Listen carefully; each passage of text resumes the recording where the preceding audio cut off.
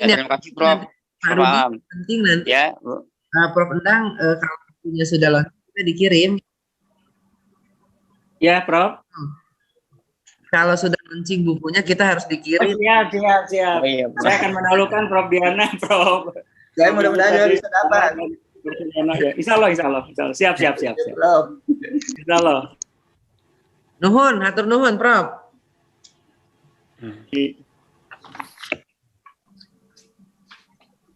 Jangan lupa itu Prof.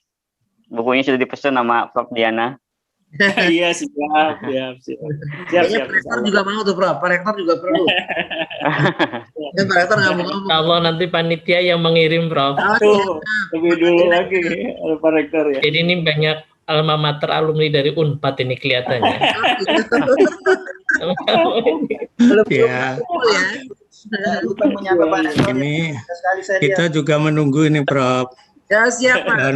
Ya, apa namanya itu, selain bukunya Prof Endang, tapi juga pemikiran Prof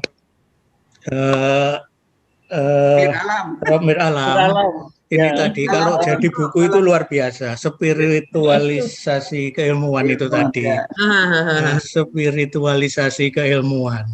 Bagaimana agar supaya pendidikan di Indonesia itu tidak terlalu menekankan pada rasio, tetapi juga yang lebih penting itu juga ini aspek-aspek spiritual.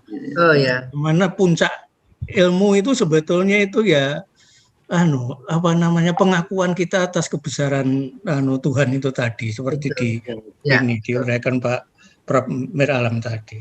Ini luar biasa loh, Prof. Monggo Pak, ini digaungkan, diembuskan melalui bukunya.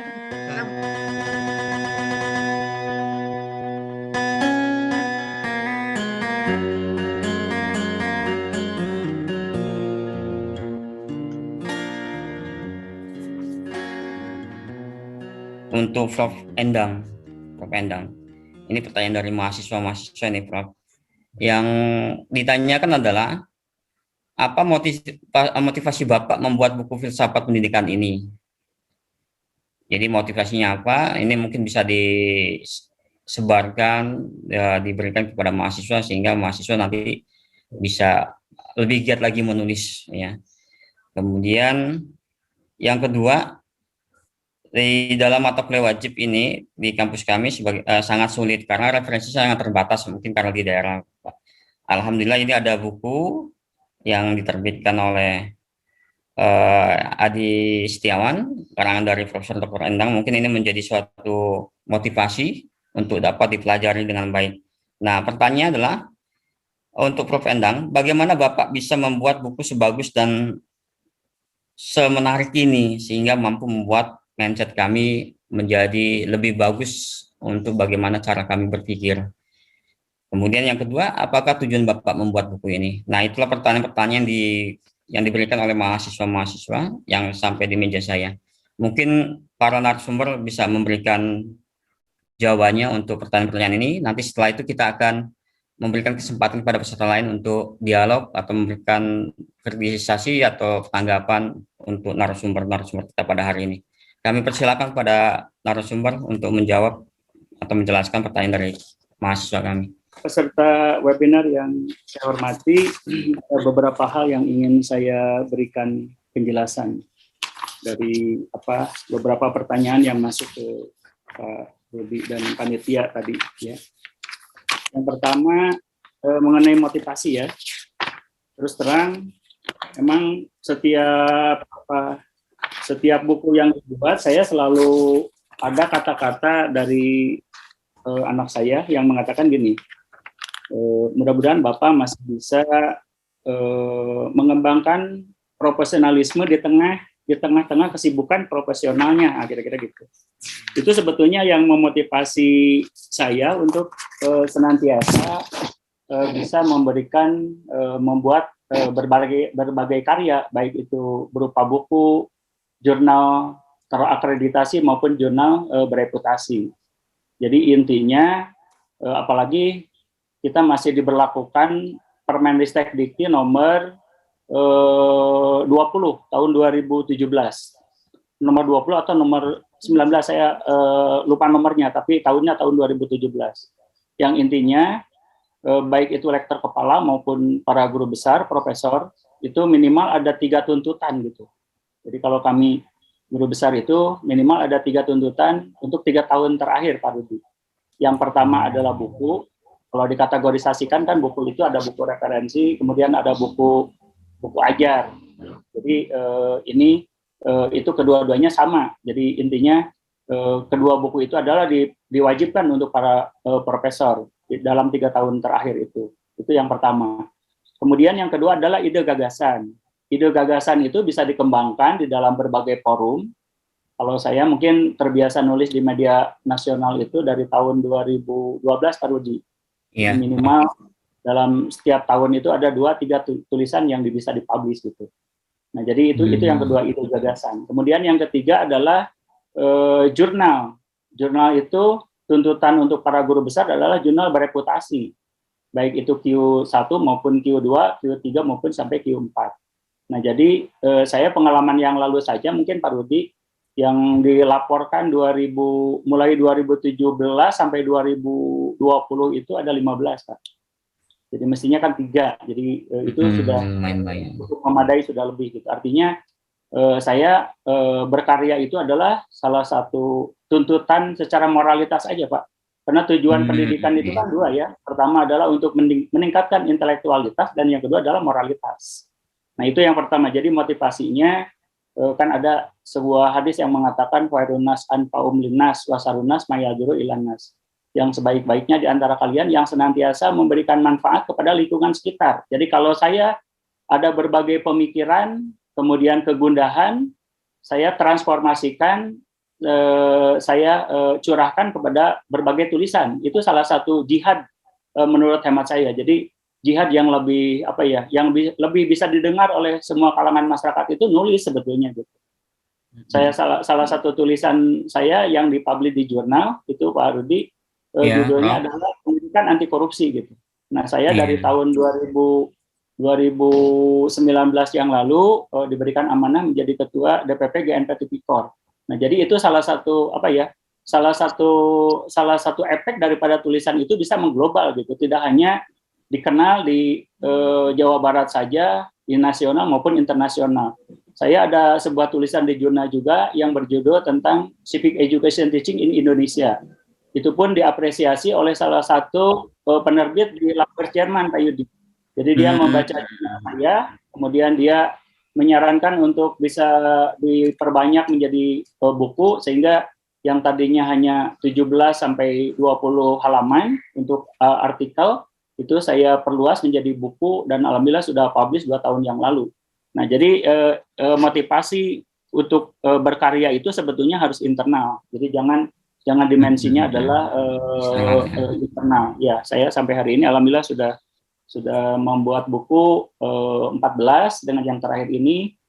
Kenapa yang tadi di kata pengantar emang betul Pak Rudi itu Maret 2019, karena terus terang 2019 itu sudah ada satu buku juga yang publish gitu, kalau tidak salah judulnya adalah Teori Sosiologi dan Antropologi, diterbitkan oleh Repika Aditama gitu. Nah, jadi tadinya saya ingin publish itu 2019 akhir, tapi berbagai kesibukan dan aktivitas sehingga saya yakinkan, saya pastikan Januari 2021. Saya sangat berterima kasih kepada dan para rektor, kawan-kawan dari Universitas Megapark yang sudah bisa mengapresiasi untuk mengadakan bedah buku ini pertama. Kemudian yang kedua, ketika kita berbicara tentang kebijakan, keputusan, mungkin saya harus mengatakan 3 hal gitu ya. Jadi kenapa sebuah regulasi itu dikeluarkan, 3 alasan gitu. Yang pertama adalah institutional reform, yang kedua adalah constitutional reform, dan yang ketiga adalah mentalitas gitu. Jadi kalau Bapak dan Ibu mengikuti perkembangan sekarang, untuk kurikulum di perguruan tinggi itu, yang sekarang yang sedang kita susun di perguruan tinggi masing-masing itu, pasti harus dimensinya adalah Merdeka Belajar dan Kampus Merdeka gitu. Itu salah satu cirinya adalah kurikulum adaptif. Sedangkan kalau di pendidikan dasar dan menengah itu ada 3 pilihan. Yang pertama bisa kurikulum mandiri, yang kedua bisa kurikulum khusus, yang ketiga bisa kurikulum 2013 yang revisi 2015 itu. Nah, jadi menurut tema saya, ketika hakikat pengambilan keputusan itu emang siapa saja yang memberikan keputusan, tidak lepas dari input, proses dan output gitu. Itu yang kedua. Kemudian yang ketiga, kebaikan menurut filsafat kan, kalau saya biasanya mengajar di mahasiswa pasca, ada 4 institusi di dalam pencarian kebenaran. Yang pertama adalah agama. Agama itu transcendental, absolut. Jadi agama itu harus dijadikan landasan pemikiran dan landasan untuk bisa diaktualisasikan di dalam keseharian kita. Itu yang pertama. Kemudian yang kedua adalah filsafat. Filsafat itu spekulatif, rasionalitas. Makanya ada hadis yang mengatakan tafakkaru fil khilqillah wala tafakkaru fi dzatillah. Berpikirlah berbagai ciptaan Allah. Jangan sekali-kali berpikir maujud Allah karena tidak akan terjangkau oleh nalar kita gitu. Nah, jadi kawan saya tadi sudah lebih gamblang menjelaskan tentang hal ini. Nah, itu yang kedua yang berhubungan dengan filsafat. Kemudian yang ketiga berhubungan dengan ilmu pengetahuan empiris. Di kurikulum 2013 itu dikenal dengan pendekatan saintifik. Mulai dari yang pertama adalah observing, mengamati. Mengamati itu caranya bisa membaca, kemudian bisa mendengar, kemudian bisa melihat, bisa merasakan gitu. Kemudian yang kedua adalah questioning. Questioning itu parameternya adalah faktual, kemudian asumtif gitu. Hipotetik, maaf. Faktual dan hipotetik. Kemudian yang ketiga adalah associating. Kemudian yang keempat itu adalah experimenting, mencoba. Kemudian yang terakhir baru mengkomunikasikan, communicating. Nah, jadi menurut hemat saya, kebenaran antara ilmu, filsafat, kemudian agama, satu lagi adalah pengetahuan. Kalau ilmu itu adalah tentatif gitu.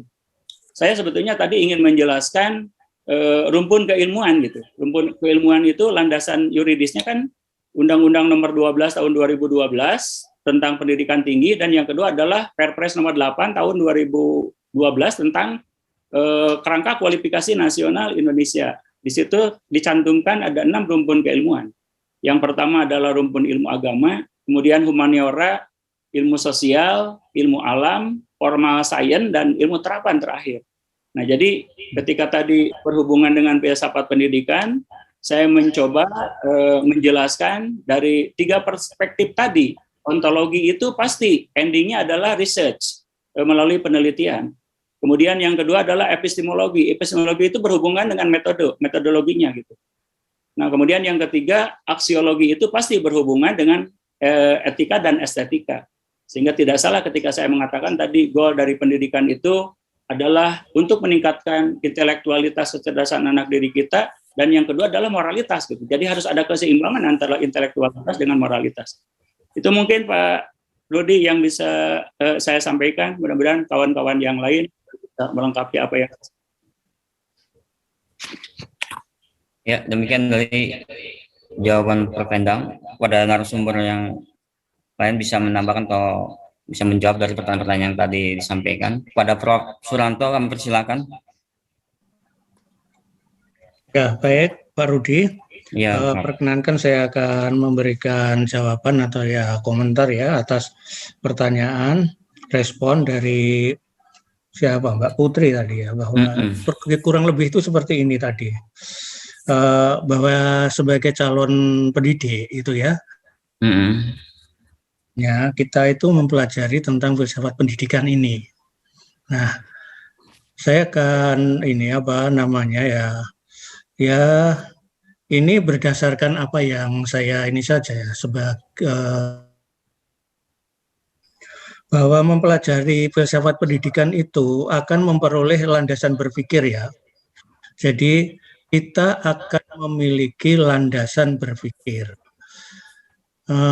Karena memang filsafat pendidikan itu mengajarkan bagaimana kita itu bisa berpikir rasional dengan mendasarkan pada hal-hal yang itu dianggap sebagai sebuah acuan dalam praktek pendidikan.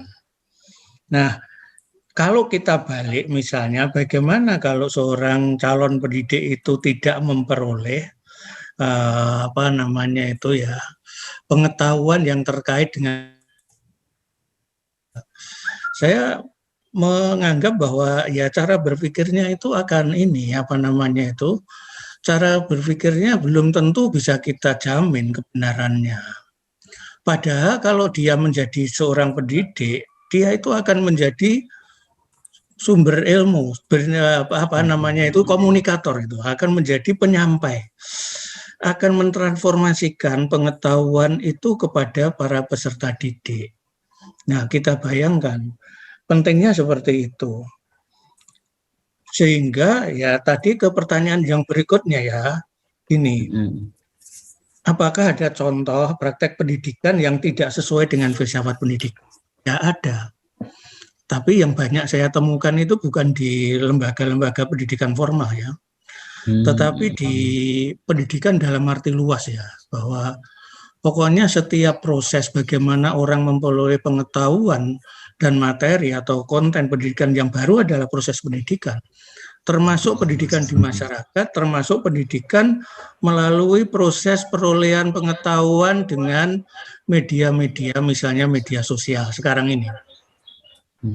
Ya, banyak orang memperoleh pengetahuan atau memperoleh pendidikan dari media sosial itu tidak sesuai dengan prinsip dengan filsafat pendidikan. Karena ada yang mendapat pengetahuan, keterampilan, dan setelah diterapkan berbenturan dengan nilai-nilai kebenaran tadi. Kan filsafat itu mencintai kebenaran dan kebijaksanaan. Ada orang yang karena memperoleh terpaan informasi atau konten dari media sosial sehingga awalnya dia itu tidak memiliki pikiran, tidak memiliki niat untuk berbuat jahat, tapi kemudian terinspirasi. Nah, ini contohnya. Contoh praktek pendidikan yang tidak sesuai dengan filsafat pendidikan itu. Saya kira demikian. Intinya itu adalah bahwa filsafat pendidikan sebagai sebuah kajian itu memang dirancang agar supaya semua orang yang belajar, semua orang yang akan menjadi para pendidik ini yang memperoleh landasan pemikiran yang kuat. Landasan pemikiran. Karena dengan landasan itu, maka itu nanti itu proses berpikir kita, perkembangan pemikiran kita itu juga akan dipandu oleh landasan kita itu. Kalau tidak ada panduannya, wah ya kita tidak tidak menjamin itu tadi. Baik begitu Pak Rudi, tanggapan saya atas pertanyaan dari Mbak Putri mungkin tadi ya. Terima kasih. Sama-sama Prof, untuk nuwun. Untuk narasumber berikutnya, Prof. Diana, kami persilakan. Baik, Pak Rudi. Saya mungkin yang ke saya ya, yang saya agak coba deskripsikan. Tadi pertanyaannya tentang pengambilan keputusan. Pengambilan keputusan itu bagaimana kaitannya dengan filsafat. Gitu ya. Kita tahu bahwa pengambilan keputusan itu adalah memilih satu alternatif dari beberapa alternatif. Itulah pengambilan keputusan. Jadi pengambilan keputusan itu adalah sebuah proses untuk memilih satu alternatif dari berbagai macam alternatif. Nah, ketika kita sudah mengambil keputusan, maka alternatif yang berikutnya itu sudah kita abaikan. Tidak perlu kita perdebatkan lagi. Nah, bagaimana kaitan dengan filsafat? Tadi sudah dibahas banyak oleh Pak Endang bahwa filsafat itu kan berpikir mendalam ya, berpikir kritis, berpikir komprehensif. Artinya bahwa ini sebagai landasan. Keputusan tentang apa yang harus kita ambil. Maka dasar dari keputusan itu juga kita harus pelajari. Kita pelajari lebih jauh lagi. Contoh misalnya ketika kita akan memutuskan, saya sekarang akan masuk di prodi hukum. Sementara pilihannya banyak. Ada prodi manajemen, ada prodi bahasa misalnya. Kemudian ada prodi hukum misalnya. Tetapi kemudian dari sekian banyak alternatif itu, satu yang saya ambil, saya ambil prodi pendidikan misalnya, pendidikan saja, atau saya ambil fakultas pendidikan, saya tidak mau ambil di fakultas hukum, tidak di ekonomi dan tidak di yang lain, tapi saya hanya ambil fakultas pendidikan. Dasar kita ngambil keputusan apa? Ketika kita sudah bicara bahwa saya di fakultas ambil fakultas pendidikan, artinya kita sudah mulai memilih satu pilihan dari berbagai macam alternatif. tentunya untuk memilih fakultas pendidikan ini kita harus berpikir lebih jauh. Berpikir lebih jauh dulu, sudah tahu tentang apa itu pendidikan dan saya akan dibawa kemana dengan fakultas ini. Saya akan bisa didengar Pak Rudi? Bisa, Bu. Oke. Artinya bahwa kaitannya sangat erat sekali ketika kita memutuskan sesuatu apapun itu, maka kita harus tahu dulu, kita harus punya basic keilmuan dulu tentang apa yang kita putuskan. Kejadian kalau kita tidak didasari oleh pengetahuan yang mendalam tentang sesuatu yang kita putuskan, maka keputusan kita itu terkadang tidak tepat atau tidak, dia benar tapi tidak baik, karena keputusan itu sifatnya macam-macam ya. Ada keputusan itu benar dan baik, ada keputusan itu benar tapi tidak baik, ada keputusan itu benar dan baik. Oleh karenanya kita harus mengetahui lebih jauh dulu tentang apa yang harus kita putuskan. Maka sangat penting ketika kita bicara tentang kaitannya antara apa sih kaitan dengan pengambilan keputusan ya. Maka di dalam ilmu manajemen juga ada namanya manajemen, filsafat manajemen. Itu dibicarakan juga. Kemudian tadi juga dipersoalkan tentang tadi sudah dibahas ya Prof. Suwarto ya, bahwa bagaimana sih pendidikan itu kalau tidak didasari oleh filsafat ya. Sesungguhnya memang kalau kita bicara pendidikan itu kan konteksnya ada yang namanya poin-poin atau unsur-unsur pendidikan. Di situ ada guru, ada siswa, ada materi ajarnya, ada prosesnya, ada sarananya, ada pembiayaannya gitu kan.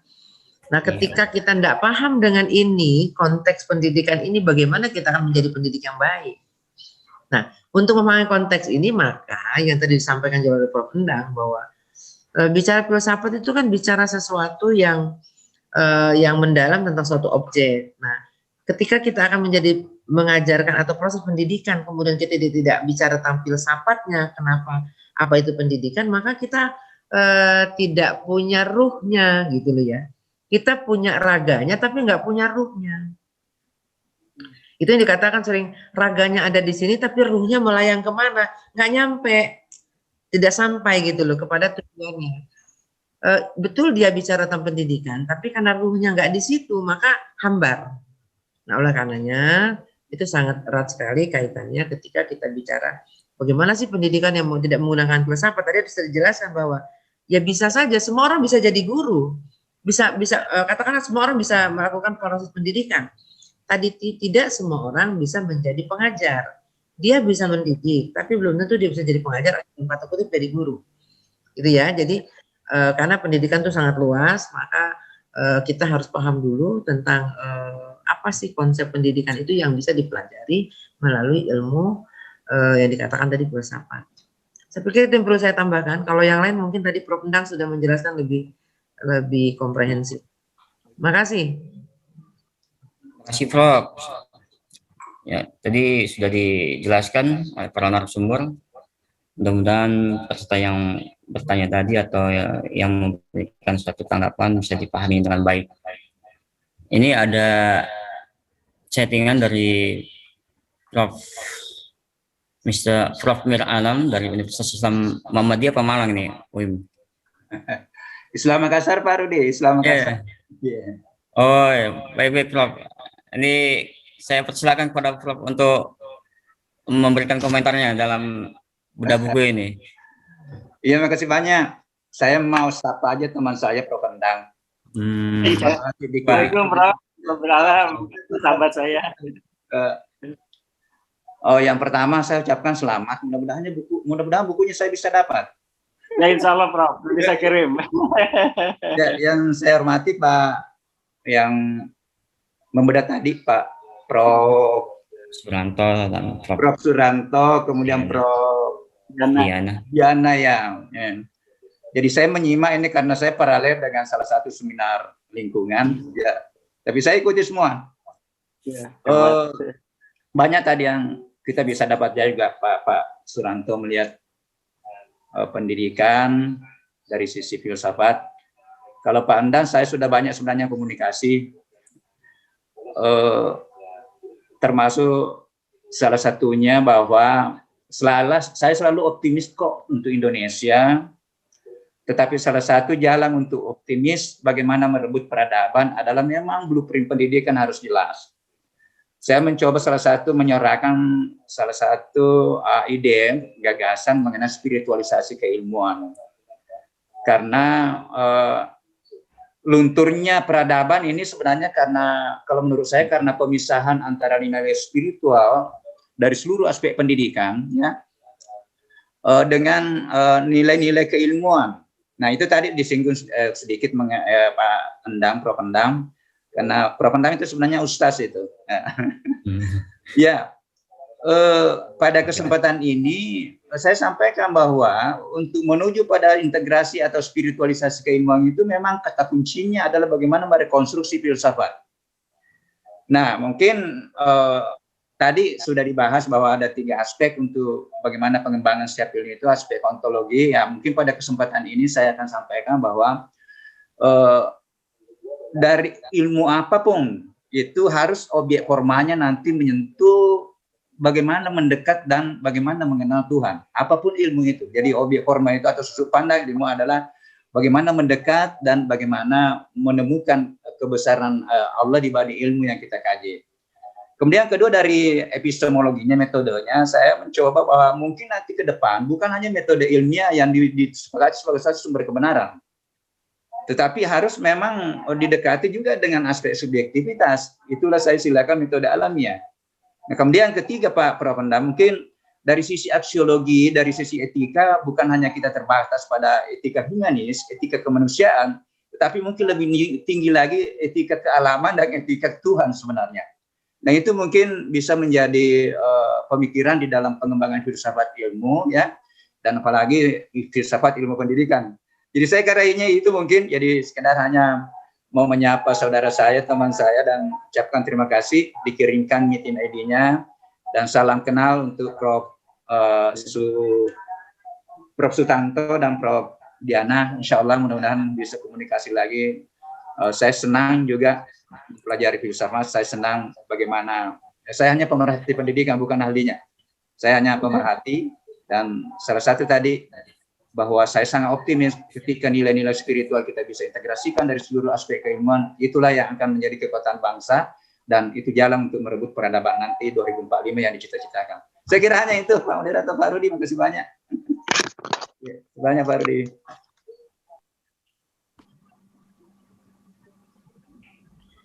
Mungkin ya, terima kasih Prof. Penting nanti ya, Prof. Endang kalau bukunya sudah lengkap kita dikirim. Ya, Prof. Kalau sudah launching bukunya kita harus dikirim. Siap. Oh, iya, Saya akan menaklukkan Prof. Diana, Prof. Saya mudah-mudahan bisa dapat. Insya Allah.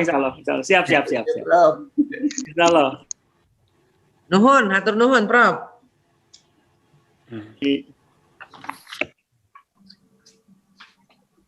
Jangan lupa itu Prof, bukunya sudah dipesan sama Prof. Diana. Iya, siap. Pak Rektor juga mau tuh, Prof. Pak Rektor juga perlu. Pak Rektor nggak mau ngomong. Kalau nanti panitia yang mengirim, Prof. Tuh, lebih dulu lagi Pak Rektor ya. Jadi ini banyak alma mater alumni dari Unpad ini kelihatannya. Ya. Ini kita juga menunggu ini, Prof. Ya, siap, Pak. Ya, apa namanya itu, selain bukunya Prof. Endang, tapi juga pemikiran Prof. Prof. Mir Alam. Ini tadi kalau jadi buku itu luar biasa, spiritualisasi keilmuan itu tadi. Spiritualisasi keilmuan. Bagaimana agar supaya pendidikan di Indonesia itu tidak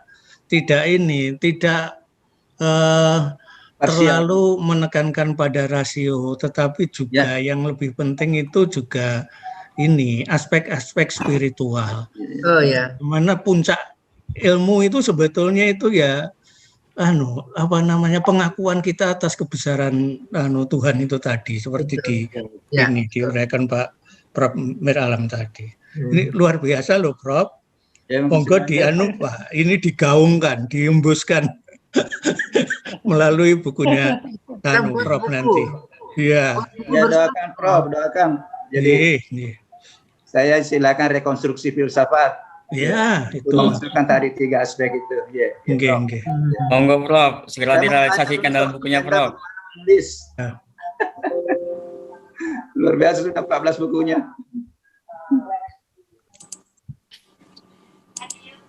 Baiklah, peserta webinar yang sudah siap untuk memberikan pertanyaan, kami persilakan.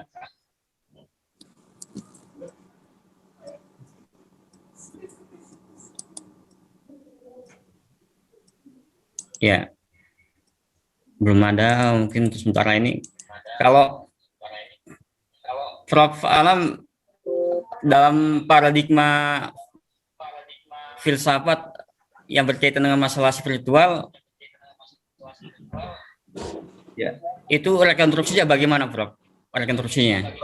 Tadi sudut pandang kita di aspek ontologinya, bahwa objek formal dari seluruh bidang ilmu, misalnya saya dari ilmu pertanian, harus menyentuh bahwa ilmu pertanian itu adalah yang paling sebenarnya tinggi dari situ adalah bagaimana mengenal Tuhan dan mendekat kepada Tuhan. Sehingga bisa merubah cara pandang saya ketika saya mengajar misalnya fotosintesis, itu sudah saya harus jelaskan apa rahasia Tuhan di balik daun, apa rahasia Tuhan di balik. Itulah ontologi. Sehingga nanti dari aspek epistemologinya yang selama ini hanya rasional empiris saja untuk menemukan suatu kebenaran, ya, itu mungkin pendekatan-pendekatan alamiah yang saya silakan sunnatullah itu bisa sudah diperhatikan sebagai suatu kebenaran. Karena kan itu semuanya terbukti, Pak. Dia tidak rasional empiris, terutama di ilmu kesehatan, tetapi lahir sebagai suatu fakta kebenaran. Sudah dikatakan tidak mungkin. Nah, itulah yang saya masuk. Karena menurut saya objektivitas yang paling tinggi itu ketika hampir berimpit dengan subjektivitas. Nah, kalau kita subjektivitas, itulah contoh konkretnya ketika saya mengajar. Ketika saya jelaskan misalnya penjelasan ilmiah, saya sampaikan apa kata Tuhan. Akhirnya lahirlah integrasi ayat. Apa kata budaya? Karena spiritualitas itu kan lahir dari dua integrasi sebenarnya. Integrasi kearifan lokal dan integrasi dengan keyakinan yang kita yakini. Kalau ini diramu menjadi suatu referensi baru ya, referensi Indonesia, itu yang saya masuk bahwa inilah nilai kekuatan bangsa untuk merebut peradaban.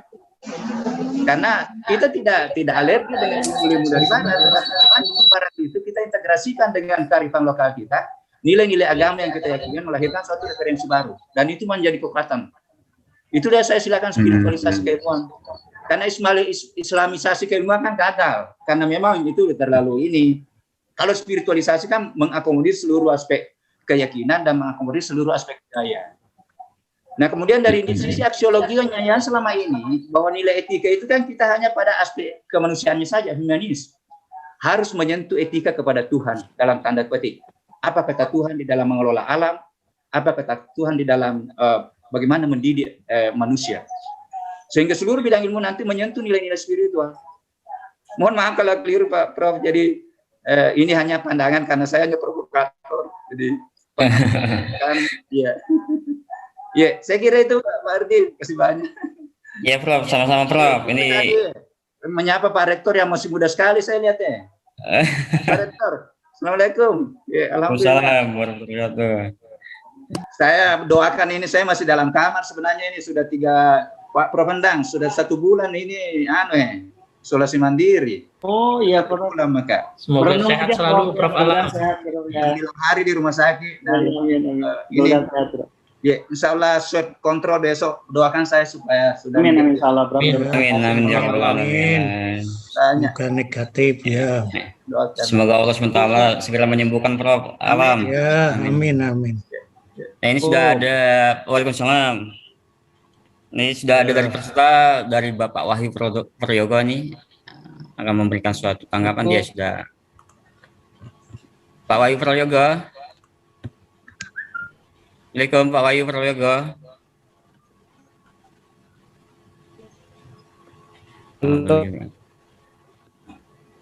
Ya, monggo. Waalaikumsalam. Monggo, ini dari Pak Ahmad Soleh ya. Kami persilakan Pak Ahmad Soleh dari Garut. Ya, Bismillahirrahmanirrahim. Prof, maaf ganggu Prof ya. Ya mau bertanya nih. Tadi kan bahwa tiga, yang pertama filsafat, ilmu, dan tiga agama ya. Dan ketiga ada metodologinya. Ya. Terus ada beberapa yang lain tadi berbicara bahwa di dalam pendidikan itu harus lebih diutamakan pada wilayah moral dan agama. Ya. Sehingga seolah-olah filsafat dan ilmu pengetahuan itu harus tiada gitu ya dalam mencari kebenaran. Padahal di dalam kebenaran menurut para ahli juga itu ada tiga, filsafat, ilmu, dan agama. Ya, tentunya maksud saya begini, kalau memang sudah dijas bahwa pendidikan itu harus agama di dalam mencari kebenaran.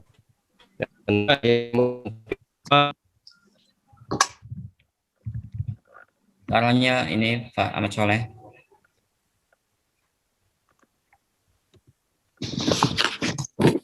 Pak Ahmad Soleh.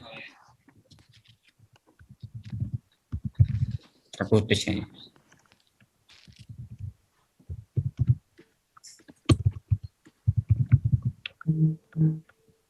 Baik, dari Pak Ahmad Soleh kayaknya terputus. Ya.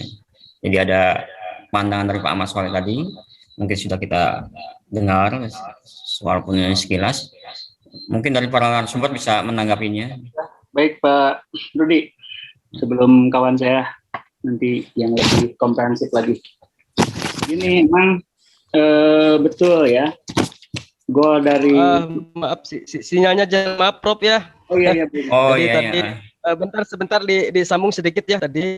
Jadi maksud saya adalah kalau memang kita harus memprioritaskan pada masalah agama di bidang pendidikan, itu harus menghilangkan harus meniadakan filsafat dan juga meniadakan ilmu. Di bidang agama itu ada yang namanya pendidikan agama ya Prof.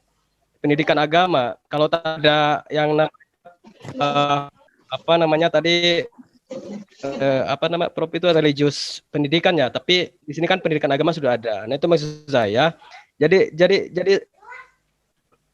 saya kira untuk mencari kebenaran memang ada tiga itu, harus netral, ilmu netral, ilmu dan agama pun netral, sehingga tidak menjadi sebuah kesimpulan kalau memang agama menjadi kebenaran pada proses diskusi ini gitu, Prof. Ya, makasih Prof. Mohon maaf kalau tadi sinyalnya.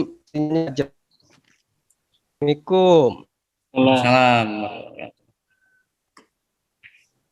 Baik Pak Rudi, izinkanlah saya. Ya, silakan Prof. Belum kawan saya nanti Prof Nur Alam yang lebih komprehensif lagi. Ini Pak Ahmad Soleh. Saya kebetulan salah satu narasumber yang ditugaskan oleh Dirjen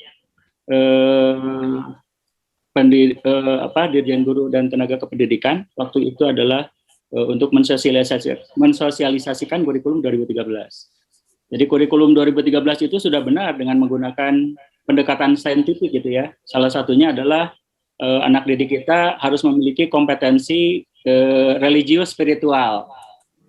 Jadi K1 itu pasti ukurannya adalah ketika dia datang ke sekolah mengucapkan salam, kemudian kalau kebetulan Muslim dia diberikan kesempatan untuk sholat duha, nah kira-kira gitu ya. Jadi itu adalah penilaian sikap spiritual dan itu tidak diajarkan secara langsung gitu.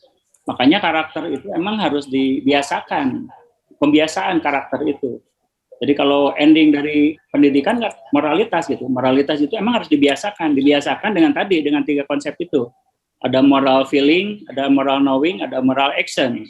Jadi moral knowing itu berhubungan dengan logika. Moral feeling itu berhubungan dengan perasaan, moral action itu berhubungan dengan perilaku atau keterampilan. Itu yang pertama. Jadi menurut saya kompetensi satu itu menggambarkan kompetensi religius atau spiritualitas. Yang kedua adalah kompetensi sosial.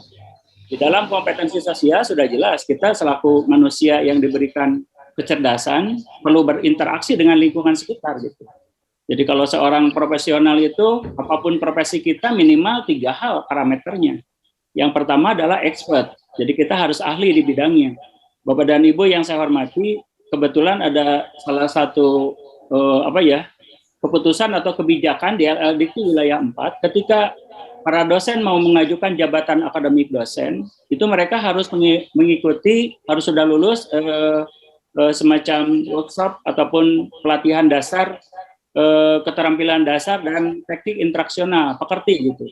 Nah itu salah satu bukti berarti ketika kita harus menjadi dosen itu minimal paham apa yang harus dilakukan, apa yang harus direncanakan, keterampilan dasar apa yang harus kita kuasai, mulai dari keterampilan dasar membuka dan menutup pelajaran, keterampilan dasar menjelaskan, keterampilan dasar bertanya, keterampilan dasar pemberian penguatan, keterampilan dasar kita membentuk kelompok kecil, membimbing diskusi di dalam kelompok. Itu salah satu hal yang harus kita miliki. Sebab ketika berhubungan dengan anak didik kita harus settle gitu. Jadi kita harus paham dengan materi yang kita sampaikan, kemudian harus bisa memahami perasaan siswa kita sendiri. Kita sudah hampir 1 tahun pembelajaran itu dilakukan melalui PJJ maupun blended learning. Ada 3 kelemahan di dalam PJJ maupun blended learning itu.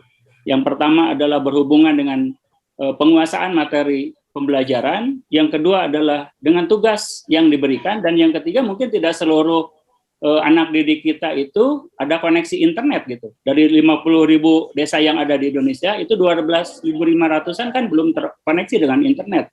Ini salah satu bukti berarti kan PJJ tidak semua desa dan anak didik kita mendapatkan layanan pendidikan secara benar. Itu yang kedua. Kemudian yang ketiga adalah kompetensi pengetahuan.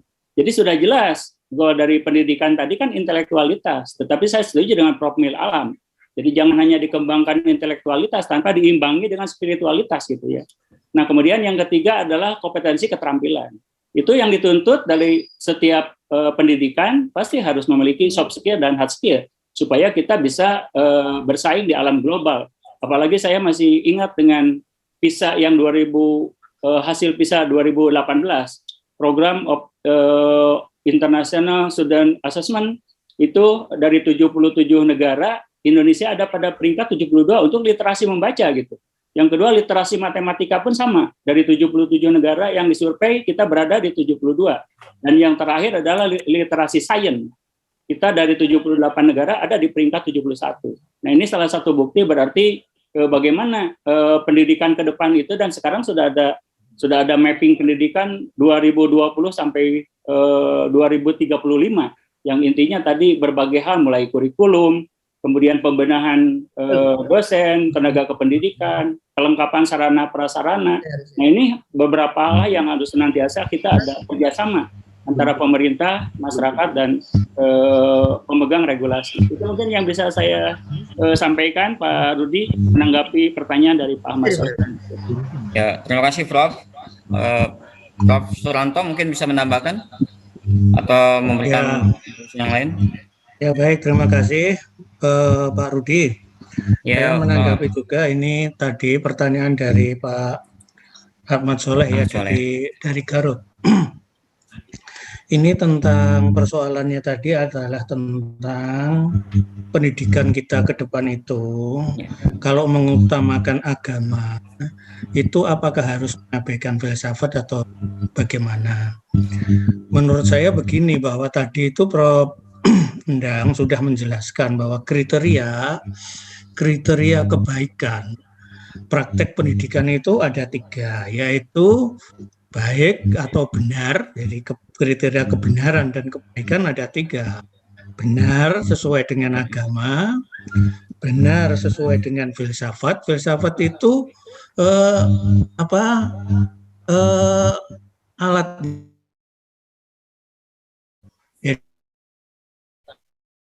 Nah, karena itu bisa saya katakan bahwa rasio itu adalah faktor internal pada setiap diri manusia, sedangkan agama, karena agama itu merupakan hidayah, merupakan wahyu dari Tuhan, maka itu adalah faktor eksternal. Kriteria eksternal yang datangnya itu dari nilai-nilai agama. Agama apapun juga, atau yang kita sebut sebagai spiritualitas tadi, kebenaran secara spiritual. Nah, Kemudian yang ketiga tadi, kriteria kebenaran itu adalah pada pengetahuan empiris. Jadi ketiganya harus komprehensif, harus saling mendukung.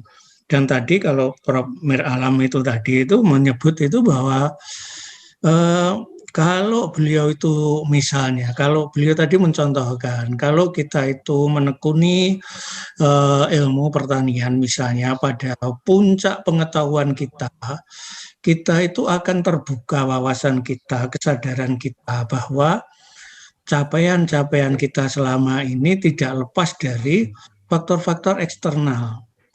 Karena apa? Ada sesuatu yang tidak bisa dijelaskan secara empiris atau secara rasio. Tetapi ada faktor eksternal yang perlu kita kaji. Dan pengkajian faktor eksternal itu memerlukan yang apa ya? Orang itu menyebut itu kecerdasan spiritual ya. Kecerdasan spiritual itu ya kepekaan kita meyakini bahwa ada kebenaran yang datangnya itu dari faktor transendental, dari Tuhan itu tadi.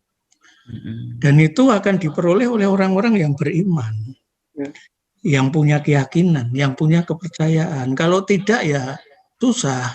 Kalau tidak itu ya akan mengandalkan pada rasio itu tadi, bahwa seolah-olah rasio itu jalan keluar semuanya. Bahwa seolah-olah prestasi-prestasi keilmuan itu sebagai buah dari rasio semata-mata. Padahal tidak. 3 hal itu tadi seperti yang ditulis dan dijelaskan oleh Prof. Endang itu sangat komprehensif. Bahkan kebenaran agama itu tertinggi tempatnya. Baru kebenaran rasio dan kebenaran apa namanya tadi empiris. Pengetahuan empiris dalam kehidupan kita sehari-hari. Ngaten Pak Rudi, tambahan saya. Terima kasih. Ya, tadi sudah ditambahkan dan dijelaskan oleh Prof. Suranto. Mungkin dari Prof. Diana bisa menambahkan dari pertanyaan Pak Ahmad Soleh di Garut tadi. Saya pikir sudah komprehensif ya. Oke. Jawabannya sudah cukup. Oke, Bu. Prof, ini ada pertanyaan terakhir nih, Prof. Sebelum kita tutup acara ini. Tadi sudah dijelaskan oleh Prof. Suranto tadi tentang masalah kecerdasan seorang atau struktural seseorang itu mempengaruhi filsafatnya. Nah, ini pertanyaan yang paradok nih, Prof. Bila iya, kenapa banyak ahli spiritual yang tidak berpikir logis? Nah, ini pertanyaan dari Junaidi. Mohon dijawab, Prof. Pada Prof. Endang dan Prof. Suranto dan Prof. Diana. Ini sebagai rangkaian uraian penutup di acara kita pada hari ini. Kami persilakan Prof. Endang. Ya, baik. Terima kasih Pak Rudi, terima kasih Pak Junaidi. Dua hal ya. Yang pertama kecerdasan mempengaruhi filsafat, kemudian yang kedua tadi apa Pak Rudi, maaf? Bila iya, kenapa banyak ahli spiritual yang tidak berpikir logis? Oh iya, ahli spiritual ya. Baik. Saya kebetulan sebelum buku ini, buku berapa ya? Ke-7 itu ada judul buku yang bertitelkan filsafat ilmu dan metodologi penelitian. Jadi di buku itu saya menjelaskan logika itu ada 2 gitu Pak Rudi. Yang pertama ada logika ilmiah, yang kedua adalah logika kodratiah. Jadi kalau selama ini mungkin di masyarakat kita itu lebih dominan logika kodratiah gitu. Kalau logika kodratiah itu tidak perlu dibuktikan secara empiris. Jadi kalau boleh saya memberikan contoh, misal Pak Mir Alam tadi, dia sedang isolasi mandiri, itu kan hasil tes, baik melalui swab test maupun rapid test gitu. Jadi yang menandakan itu adalah kajian ilmiah gitu. Tapi manakala kajian kodratiah, dia menganggap mungkin harus diberikan doa gitu ya. Walaupun saya sangat paham, doa muhul ibadah, doa itu adalah merupakan jantungnya ibadah. Jadi berbagai hal, qadar, takdir seseorang itu bisa dilakukan melalui salah satunya adalah dengan cara berdoa. Nah, jadi menurut hemat saya, ketika logika kodratiah lebih dominan dari logika ilmiah, mungkin itu salah satunya gitu. Jadi mereka tidak lebih mengandalkan kepada empirika rasionalitas, tetapi lebih mengandalkan kepada kudrotiyahnya tadi gitu. Jadi tergantung orang-orang yang modern kan sekarang, Bapak dan Ibu, jangan dikira mereka lebih dominan rasionalitas ilmiahnya daripada kudrotiyahnya gitu. Sehingga menurut hemat saya salah satu ilustrasi mungkin Pak Rudi bisa mengatakan begini. Saya alumni SPG tahun 83 gitu. Saya baru meneruskan S1 itu adalah 85. Ketika saya sedang di pesantren, saya belum sekolah, posisi saya waktu itu adalah guru SD. Saya guru SD 8 tahun, Prof. Kemudian 5 tahun di SMA, kemudian di perguruan tinggi mungkin dari tahun 90. Jadi ketika saya posisinya tahun 83 sampai 85, saya menulis kaligrafi Arab gitu di kamar pesantren saya. Saya mengatakan gini, Allah akan meninggikan derajat orang yang berilmu dan beramal soleh. Dalam kurung di bawah itu Profesor Malali sarjana hukum. Itu kawan-kawan saya sepesantren, Prof. Itu rata-rata mungkin akan tidak percaya gitu. Dari mana jalannya seorang guru SD bisa menjadi profesor, kira-kira gitu. Tetapi dengan konsistensi, dengan kerja keras, ada kemauan.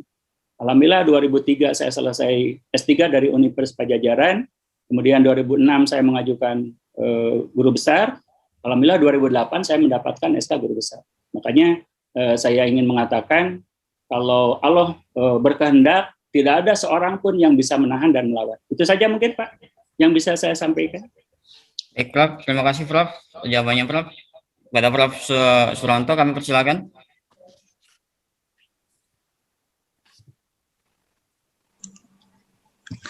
Ya baik Pak Rudi.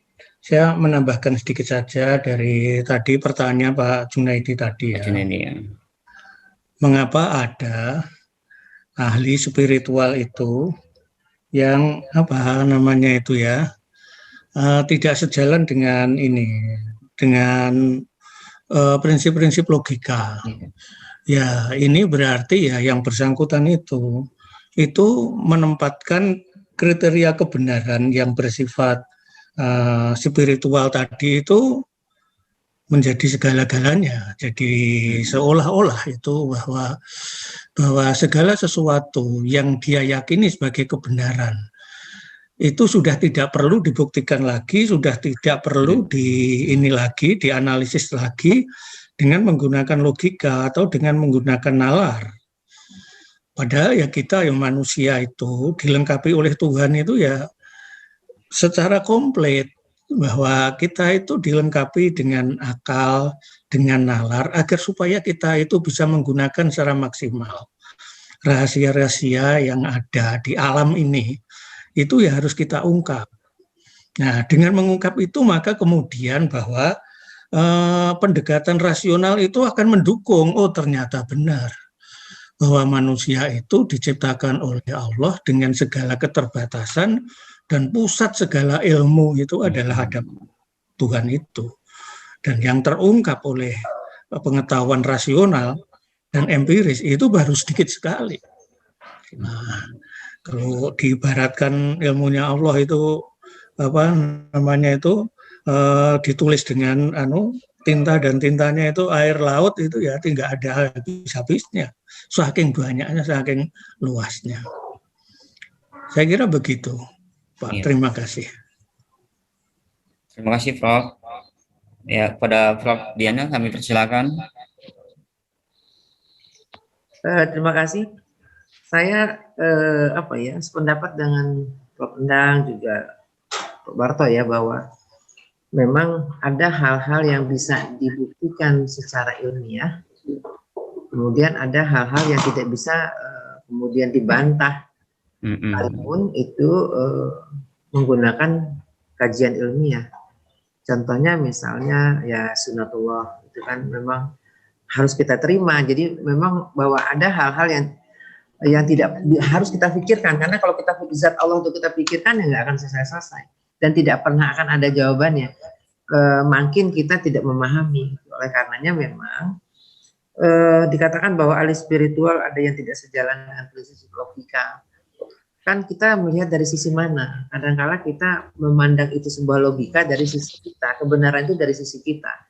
Sementara ketika kita bicara logika, tadi disampaikan bahwa ada logika yang kodrati dan logika yang ilmiah. Ketika bicara logika ilmiah itu bisa dibuktikan secara empirik ya.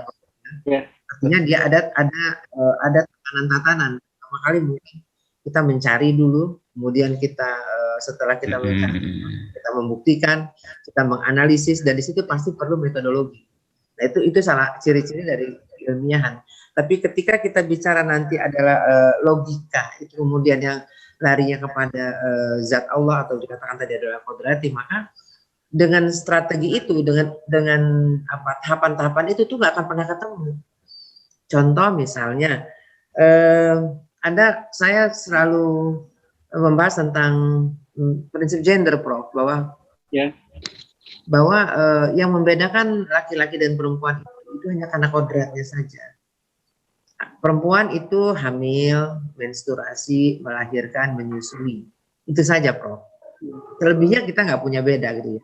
Kemudian kalau kita mau kutak-kutik secara ilmiah ini, kenapa perempuan bisa melahirkan kemudian laki-laki tidak? Ini kan pasti udah kromosomnya udah seperti itu. Tidak bisa lagi kita pakai strategi yang ini supaya juga laki-laki bisa hamil, kemudian laki-laki protes dengan perempuan, kenapa hanya perempuan yang bisa hamil? Kan ini nggak ketemu dengan pola-pola yang seperti itu. Artinya kita juga harus memahami ketika ada teman-teman yang memang pandangannya dari sisi spiritual, kemudian kita jangan menganggap bahwa dia tidak ada pendekatan yang ilmiah atau logika. Itu juga yang bisa dilogikakan, tetapi tidak bisa dipikirkan oleh logika kita, gitu loh. Karena kalau kita pikirkan oleh akal kita ya nggak akan ketemu. Kemudian saya pendapat juga Pak Suranto bahwa memang manusia itu, kalau saya menyimpulkan begini, Prof, bahwa kita manusia ini lahir ke dunia ini diberikan 4 R oleh Tuhan Allah itu. Yang R yang pertama itu adalah raga, kemudian rasio, kemudian rasa, kemudian yang satunya adalah religius. Jadi kita sejak lahir udah 4 itu udah kita dapat, Prof. Teman-teman sudah kita dapat. Kita dapat body, dapat raga ya. Tidak ada satupun kita di sini yang hadir di Zoom ini tidak punya raga. Semua kita punya raga. Kemudian kita punya logika ya. Kita punya rasio, diberikan rasio. Nah itu yang saya sependapat tadi bahwa kita harus berpikir yang sesuai dengan apa yang bisa kita pikirkan. Bukan berarti bahwa kita berhenti di sini karena kita sudah selesai berpikir. Bukan, tetapi ada hal yang bisa kita pikirkan. Misalnya kenapa sih perempuan itu harus menstruasi, itu nggak bisa perlu sampai kapan udah itu kodratnya gitu loh. Nggak bisa kita bahas. Boleh kita buktikan secara ilmiah kenapa terjadi pembuahan dan sebagainya. Bisa secara ilmiah kita buktikan. Tapi ada hal di situ yang tidak bisa kita bahas. Gitu ya. Nah, kemudian juga kita diberi keras tadi untuk mengimbangi supaya kita tidak terlalu keras ya, Prof ya. Kadang-kadang kalau kita pakai logika saja tidak pakai rasa, kita keras gitu loh. Ini harus seperti misalnya 5 tambah 5 10. Tapi ada cara lain, 2 kali 5 juga 10. Kemudian 4 tambah 6 juga 10. Nah, pendekatannya berbeda-beda. Di situ kita punya rasa. Ada keseimbangan antara pikir kita dengan rasa kita. Kemudian kita juga diberikan religi yang tadi dikatakan Prof Alam, itu bagaimanapun juga agama itu ya memang kebenaran yang tertinggi, Pak, di segala sisi ya, bahwa kita nggak ada lagi yang lebih tinggi dari kebenaran agama. Saya pikir itu yang bisa saya sampaikan dan saya tambahkan, mudah-mudahan bisa sesuai dengan apa yang diharapkan. Terima kasih. Terima kasih Prof Diana. Mudah-mudahan Pak Junaidi ini mendapat pemahaman yang lebih luas lagi. Ya, dan bisa terima kasih sekali orang-orang yang saya hormati, Pak Prof Endang, guru saya, Prof Endang, Prof Suranto, Prof Diana. Terima kasih, alhamdulillah saya bisa mendengarkan pencerahan orang-orang yang saya luar biasa sekali. Terima kasih. Terima kasih Pak. Ya, karena waktu sudah hampir mendekati jam 12 siang, kita akan menunaikan sholat zuhur. Maka acara Bedah Buku ini kita akhiri sampai di sini saja. Kami sebagai panitia dan sekaligus sebagai moderator, terima kasih yang sebesar-besarnya kepada para narasumber yang luar biasa ini. Kita beri tepuk aplaus kepada para narasumber. Terima kasih Prof. Mudah-mudahan ilmunya dapat kita implementasikan dalam kehidupan sehari-hari, kemudian bermanfaat bagi orang banyak.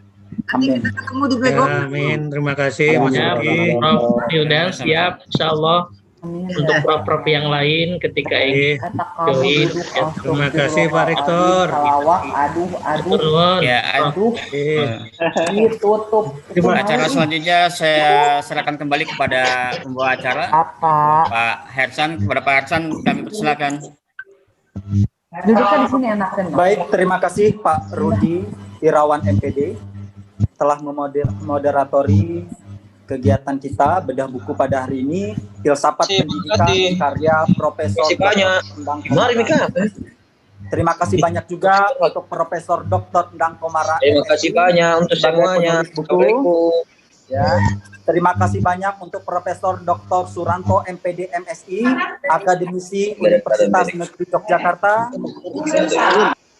Terima kasih kepada Profesor Dr. Nirma Diana MPD, akademisi UIN Raden Intan Lampung, serta seluruh peserta pada hari ini. Baik, acara kita selanjutnya yaitu penutupan. Penutupan webinar bedah buku Filsafat Pendidikan karya Profesor Dr. Endang Komara MSI.